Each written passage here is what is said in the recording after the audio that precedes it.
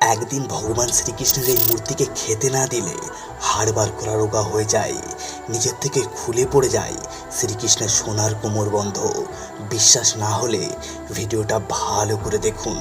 কেরালার ত্রিভারপুর কৃষ্ণ মন্দির, যেখানে ভগবান শ্রীকৃষ্ণের মূর্তি আজ থেকে ১৫০০ বছর আগের। যারা ভগবান শ্রীকৃষ্ণের অস্তিত্বে বিশ্বাস করেন না তারা ভালো করে দেখুন।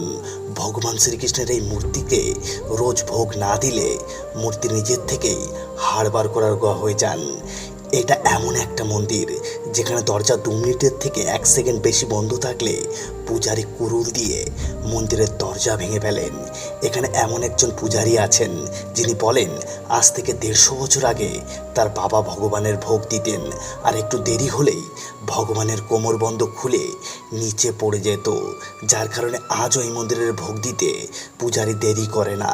জয় শ্রীকৃষ্ণ বলে চ্যানেলটি সাবস্ক্রাইব করে রাখুন, আর কেরালায় গেলে অবশ্যই মন্দিরটি দর্শন করে আসুন।